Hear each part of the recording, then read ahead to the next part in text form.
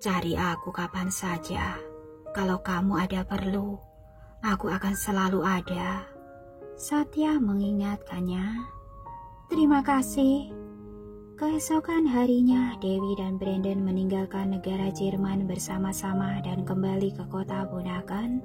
Dari sana mereka lanjut transit ke kota tua.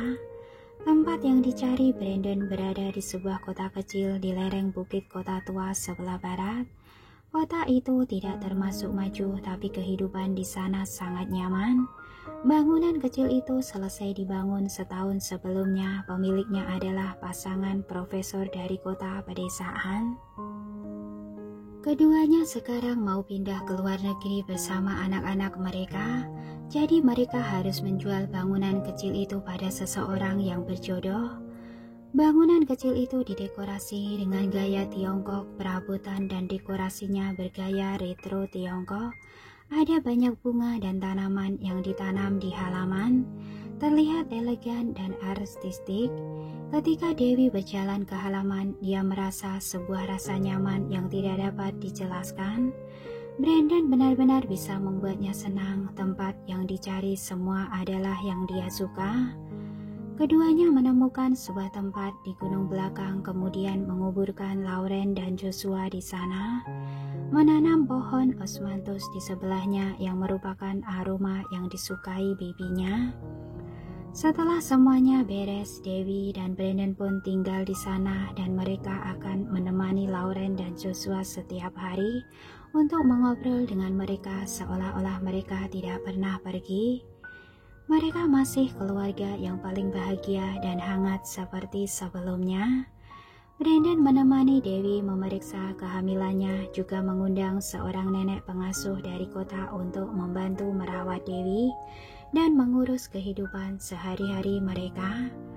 Banyak orang mengira mereka adalah pasangan muda. Kehidupan yang begitu damai dan hangat tersebut dalam sekejap mata lewat beberapa bulan. Perut Dewi kian hari semakin membesar. Dia memeriksa denyut nadinya sendiri setiap hari, menyiapkan suplemen dan obat tradisional yang dia buat sendiri. Dia harus memastikan bahwa dia dapat melahirkan ketiga anaknya dengan selamat. Dia hamil anak kembar 3. Kondisi fisiknya memang tidak cocok untuk melahirkan anak. Sekarang kembar 3, jadi kondisinya jauh lebih berbahaya. Dengan kondisi fisik Dewi, melahirkan satu anak saja sudah cukup sulit, tapi sekarang dia mengandung anak kembar 3, jadi tingkat risikonya meningkat 3 kali lipat dalam sekejap. Dewi pergi ke rumah sakit untuk melakukan pemeriksaan kehamilan. Dokter menyarankan agar dia menjalani operasi untuk menggugurkan 2 anak dan menyisakan 1 anak saja. Cara ini akan lebih aman, tapi dia menolak. Mereka semua adalah darah dagingnya sendiri. Dia tidak bisa membuang siapapun. Dia telah memperhatikan pengobatan dan menyelamatkan nyawa sepanjang hidupnya. Sekarang dia juga memiliki kepercayaan diri untuk mempertahankan anaknya sendiri. Jadi dia mulai mempelajari keterampilan medis, memeriksa dan merawat diri setiap hari, membuat persiapan sebelum melahirkan. Brandon tetap merasa tidak tenang, jadi dia membuat kartu member di rumah sakit kasih di kota Bunaken dan menyiapkan pesawat khusus terlebih dahulu untuk jaga-jaga kalau saat Dewi melahirkan terjadi keadaan darurat. Mereka dapat segera terbang ke kota Bunaken untuk perawatan. Tapi dia takut dimarahi, jadi semua hal itu dia lakukan secara diam-diam. Suasana hati Dewi akhir-akhir ini sangat tenang. Setiap hari dia membaca buku medis kuno atau meneliti obat tradisional. Dia bahkan menyiapkan 1 set peralatan media baru untuk persiapan melahirkannya nanti. Nenek yang membantu di rumah sampai takut melihatnya dan pulang memberitahu suaminya apa mungkin pasangan muda yang tinggal di pegunungan itu adalah buronan. Kenapa istrinya hamil, mereka harus mengurusi masalah persalinan sendiri di rumah, tidak berani pergi ke rumah sakit. Untungnya biasanya Dewi dan Brandon memperlakukannya dengan baik, jadi meskipun nenek itu merasa gugup dan takut, Tapi dia tidak berani berpikir untuk melaporkan mereka, hanya diam-diam khawatir setiap hari. Waktu berlalu hari demi hari dan dalam sekejap mata, Dewi sudah hamil selama 7 bulan. Baru-baru ini dia memiliki nafsu makan yang sangat baik. Setiap hari dia makan 2 pasang kaki babi, sepanci besar babi goreng, 1 panci sup ikan, dan juga aneka buah dan sayuran. Wajah kecil kurusnya yang semula sekarang menjadi bulat dan berisi, kulitnya juga merona merah sangat imut. Melihat kondisinya yang begitu baik, Brandon merasa lega. Dia meminta nenek untuk membeli lebih banyak makanan dan memasak beragam macam makanan untuk Dewi. Hari itu Brandon pergi ke kota untuk membeli beberapa barang kebutuhan sehari-hari, tapi dia justru menemukan bahwa ada beberapa orang yang sedang menanyakan kabar tentang Dewi. Dia bersembunyi dan melihat lebih teliti, bukankah itu orang dari keluarga Moore? Dia terkejut dan bergegas mengendarai mobilnya kembali ke gunung. Dalam perjalanan pulang, ponselnya berdering. Itu adalah panggilan dari nenek pengasuh. Suaranya sangat panik. "Brandon, gawat, istrimu sudah mau melahirkan. Cepatlah kembali." "Aku sedang dalam perjalanan pulang. Apa yang terjadi padanya?" Brandon bertanya dengan cemas. "Tadi siang, dia bilang dia haus dan dia berbaring di kursi sambil memakan setengah buah semangka. Saat itu aku sedang mencuci pakaian, tapi sebelum aku selesai, aku tiba-tiba mendengar dia berteriak dan mengatakan bahwa perutnya sangat sakit. Lalu dia memintaku untuk segera menelponmu. Aduh, cairan ketubannya sudah pecah, gawat." Nenek sambil berbicara sambil sibuk. Terdengar suara teriakan Dewi dari ujung telepon. Brandon ketakutan dan buru-buru mempercepat kecepatan mobil untuk segera pulang. Namun begitu dia berkendara ke lereng gunung, dia menyadari ada beberapa mobil modifikasi hitam yang mengikutinya. Seharusnya adalah mobil keluarga Moore. Dia sangat cemas kalau dia pulang sekarang, maka dia akan membawa kembali bersamanya juga. Kalau dia tidak pulang, Dewi akan berada dalam bahaya. Saat dia sedang memikirkannya, terdengar seruan nenek. "Astaga, Dewi, ada apa? Ada apa?" Dia masih belum menutup panggilannya sambil mengemudi sambil menelpon. "Dewi jatuh." Nenek membantu Dewi bangun sambil mendesak Brandon. "Brandon, cepatlah kembali. Aku tidak bisa menanganinya sendiri." "Aku juga ingin segera kembali, tapi ada yang sedang mengikutiku." Brandon sangat cemas. "Siapa?" Suara lemah Dewi terdengar dari ujung telepon. "Sepertinya orang dari keluarga Moore." Brandon berkata dengan cemas. "Dewi, apa yang harus aku lakukan? Kalau aku pulang sekarang, maka aku akan membawa mereka kembali juga. Tapi kalau tidak pulang..." "Jangan pulang." Dewi dengan tegas membuat keputusan. "Alihkan mereka dari sini. Tapi, lakukan apa yang aku katakan." "Baiklah." Brandon tahu temperamen Dewi, tidak ada yang bisa mengubah keputusannya. Terlebih lagi, dia adalah seorang dokter, dia bisa menjaga dirinya sendiri. Sebenarnya kalau dia pulang sekarang juga tidak akan membantu. Kalau dia membawa orang keluarga Moore kembali, itu akan menimbulkan masalah baginya. Kalau sampai orang keluarga Moore merebut anaknya, maka Dewi pasti akan kehilangan keinginan untuk hidup. Brandon mengemudikan mobil dan melaju ke arah lain. Benar saja, mobil-mobil itu segera mengikuti di belakang terus mengejarnya. Pada saat yang sama, di gedung kecil di tengah gunung, wajah Dewi pucat karena kesakitan. Dia berkeringat banyak, tapi dia masih menggetakkan gigi dan menyuntik dirinya sendiri untuk menghilangkan rasa sakitnya.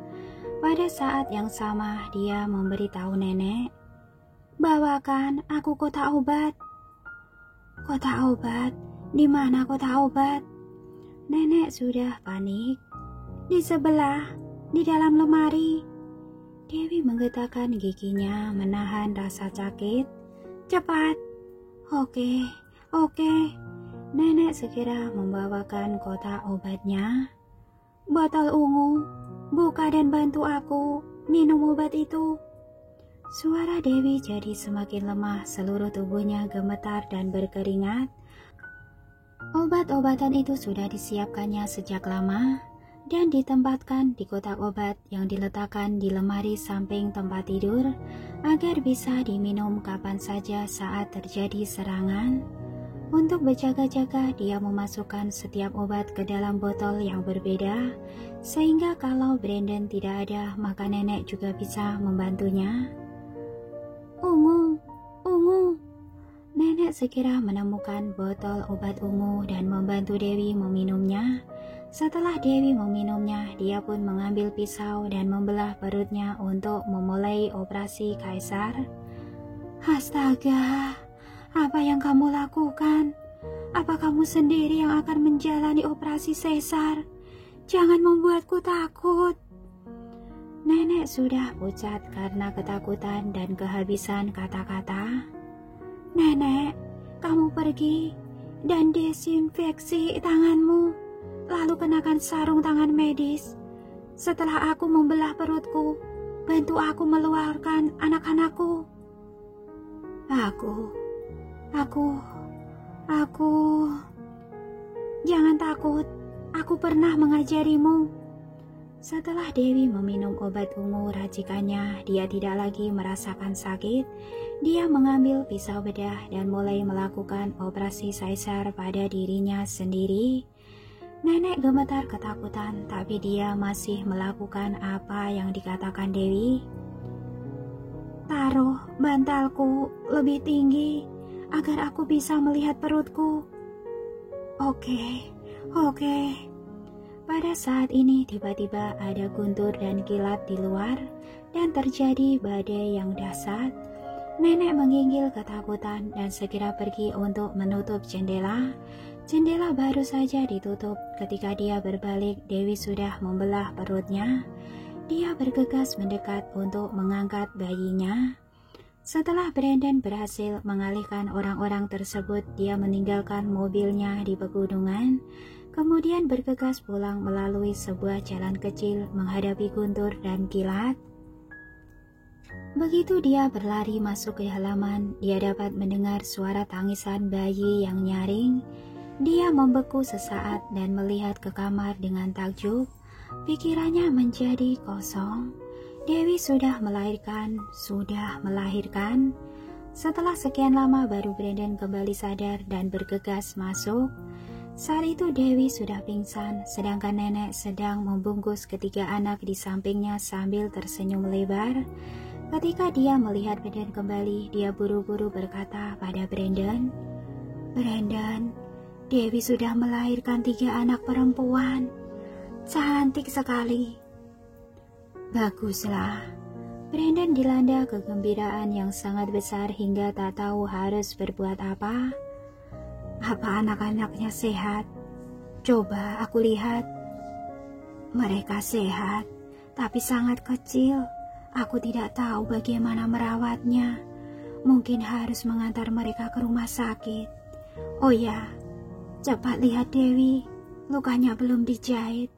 Aku tidak tahu bagaimana melakukannya. Nenek mengingatkannya. Brandon bergegas untuk memeriksanya. Dia menyadari bahwa Dewi mengalami pendarahan hebat, sangat berbahaya. Dia sangat ketakutan sehingga wajahnya berubah drastis dan dia segera memanggil ambulan. Dalam perjalanan ke rumah sakit, Dewi terbangun dalam keadaan linglung dan mendengar suara ambulan. Melihat dokter dan perawat berpakaian putih di sampingnya dan dia merasa bahwa ini adalah malaikat penyelamat hidupnya. Dia benar-benar terlalu menganggap tinggi kemampuan toleransi rasa sakitnya. Berpikir bahwa setelah operasi sesar dia bisa menjahit lukanya dan minum obat sendiri. Baru sekarang dia menyadari bahwa dia hanyalah orang biasa, terbuat dari daging dan darah yang sama sekali tidak dapat melewati batas antara hidup, usia tua, sakit, dan mati. Di gunung pengawal yang dibawa oleh Weso tidak berhasil mengejar Brandon, hanya menemukan sebuah mobil yang telah ditinggalkan. Dia tahu bahwa Brandon dan Dewi seharusnya berada di tempat yang tidak jauh dari sana. Saat dia hendak memimpin yang lainnya untuk mencari di pegunungan, Jasper tiba-tiba menelpon. Dia melaporkan situasinya dengan detail dan beberapa menit kemudian, suara Jasper terdengar dari ujung telepon. "Hentikan pencariannya, mundur." "Hah?" Weso tercengang. Tuan telah menghabiskan begitu banyak usaha untuk menemukan keberadaan Nona Dewi. Sekarang sudah hampir berhasil menemukannya, malah berhenti. Bukankah jadi sia-sia? Disuruh mundur. Ya mundur, perintah Jasper. Baik. Weso tidak berani berkata lebih banyak dan segera memimpin yang lainnya untuk pergi. Di ujung lain telepon, Jasper melapor pada Lorenzo. "Tuan, Weso telah membawa yang lainnya pergi." "Iya."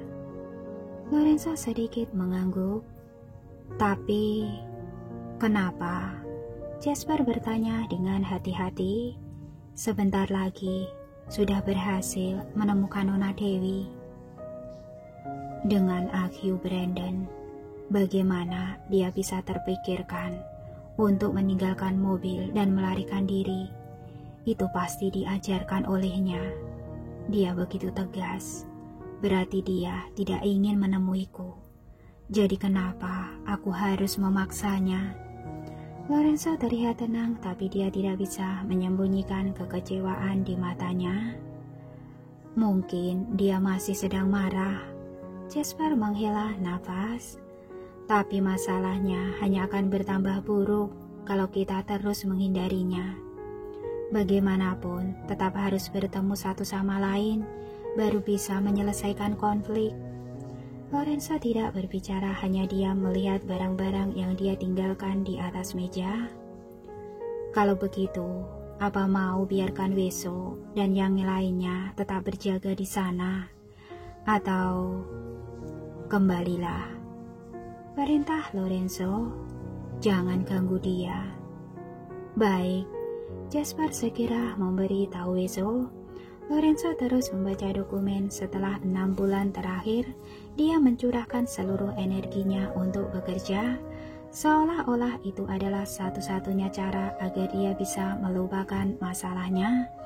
Jasper tahu bahwa dia juga ingin menstabilkan posisinya secepat mungkin, supaya tidak lagi diancam oleh siapapun. Tunggu sampai saat itu tiba, baru pergi menjemput Dewi pulang.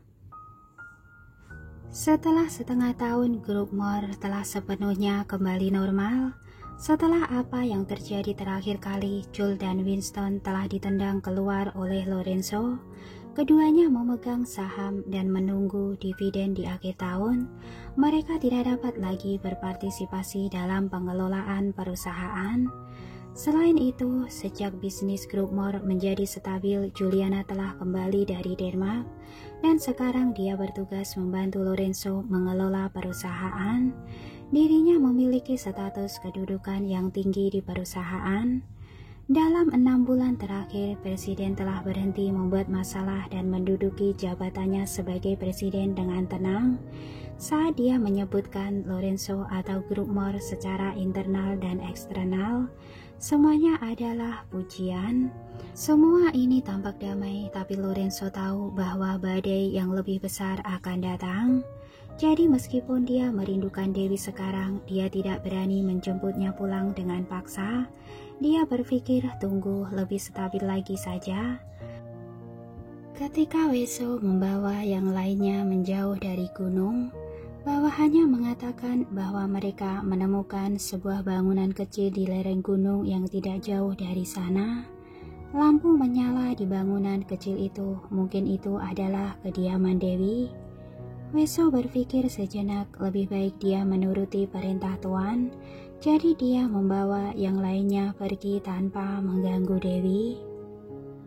Saat menuruni gunung, langit sudah gelap. Weso dan yang lainnya langsung pergi ke bandara.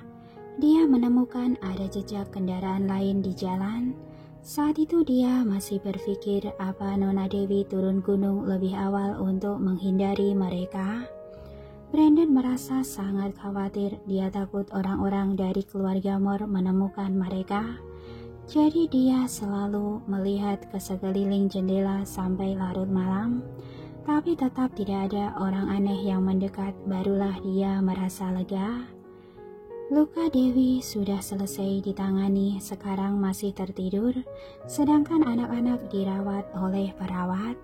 Nenek pergi membeli makanan dan kebutuhan sehari-hari, sementara Brandon menjaga Dewi di kamar. Semuanya terlihat baik-baik saja, mereka seperti keluarga yang bahagia dan hangat, menyambut kedatangan sebuah hati bersama.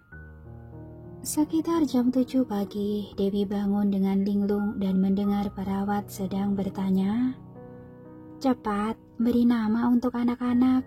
Kami harus mendaftarkan anak-anak dan memakaikan gelang untuk menghindari salah pengenalan."